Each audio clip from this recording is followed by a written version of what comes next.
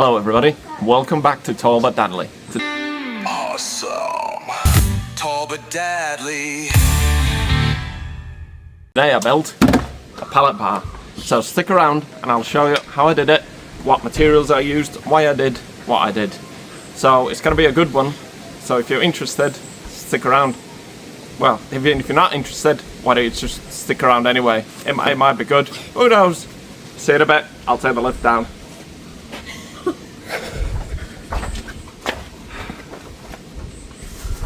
So to make a pallet bar, obviously you need pallets. So I've got these 4 little beauties here that I'm going to use to make it. They're all roughly the same size.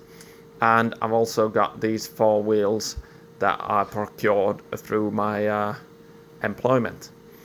Now, if you look closely, you can see that some of these corners are made of some sort of glue, chipboard kind of material, and some of them are solid wood.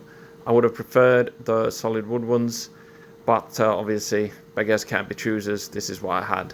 Also got this very long scaffolding board that I'm going to use, and around the corner over there I've got some more scaffolding boards in case I run short and I need some more. But yeah, hopefully from that a pallet bar will be born.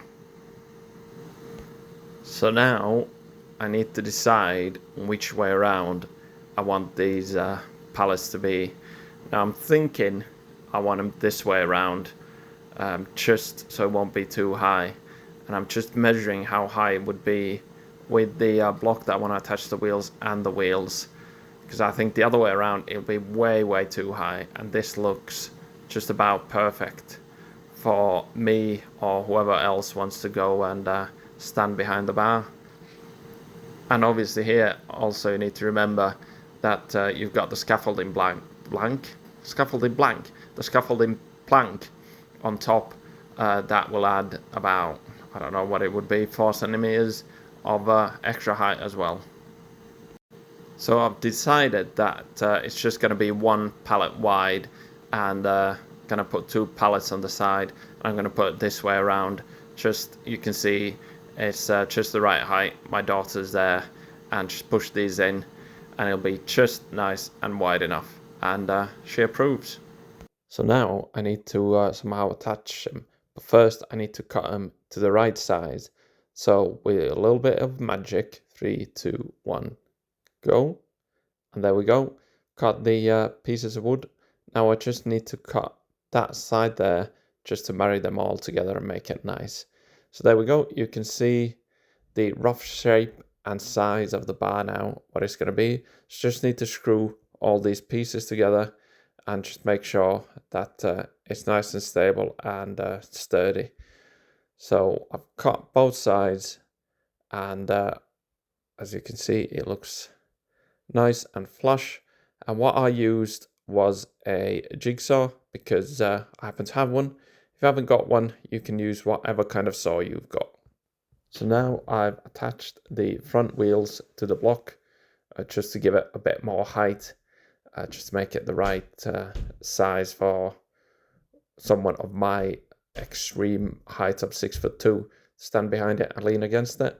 I'll show you next how I attach them. So I just drilled some deeper holes and put screws straight through them just to attach them to the blocks in the corners. I'm going to put some slats in the front just to hide the wheels and make it look a bit more pretty. So next, how I attach them.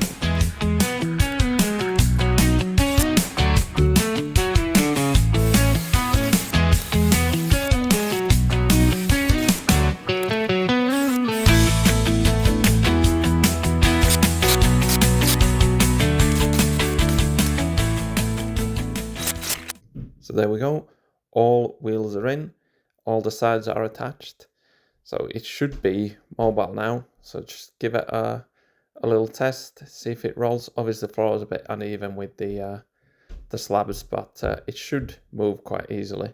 So yeah, nice and easy, one-handed, not a problem at all. Nice and mobile, can move it around wherever I need to and push it against a wall when it's not in use. So nice, easy, perfect, and we'll just park it there for now.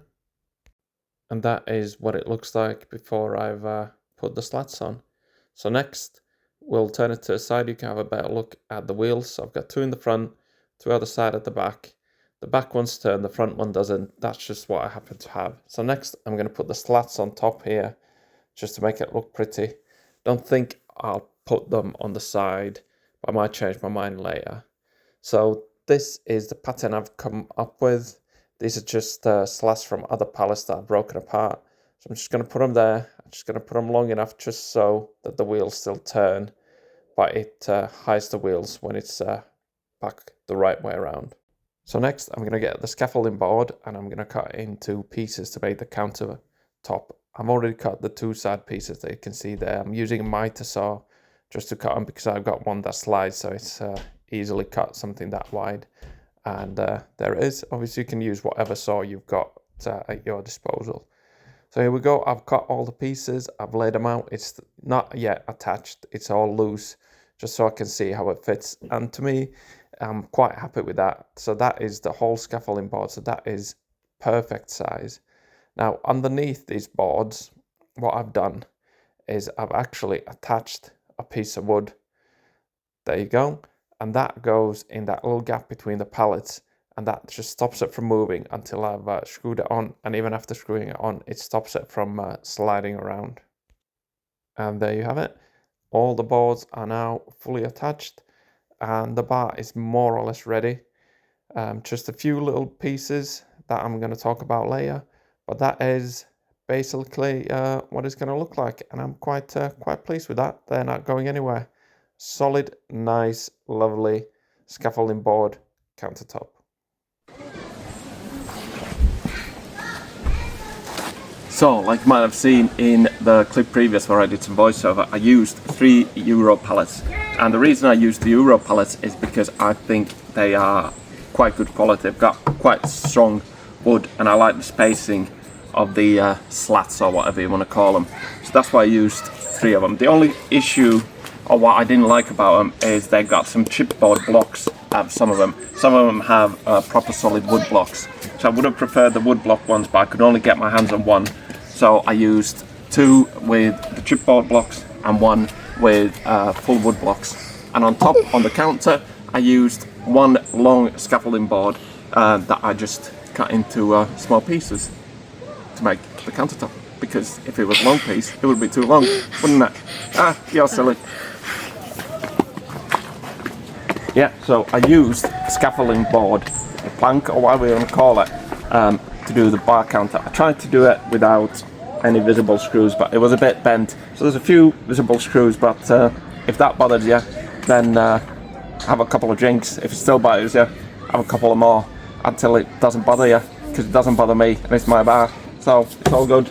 Let me show you the front now. So in the front here, I used some slats from other pallets to kind of close it off, just to give this visual look that I wanted for it. And I made these the other way, again, for a visual look. And then I wrote B-A-R. I was trying to write RAB, but I wrote it wrong, so I wrote bar instead. And I put T for Tall but Dadley, and my surname starts with T as well. So that's why I used that, so it's T-bar. And T-bone steak is quite good. Not that they're on offer here, this is just the drinks bar, not a restaurant, so behave yourselves. But it looks quite good. I'll show you what's underneath here as well. So underneath here I've got a light strip. I've just attached them with these because otherwise it'd fall down.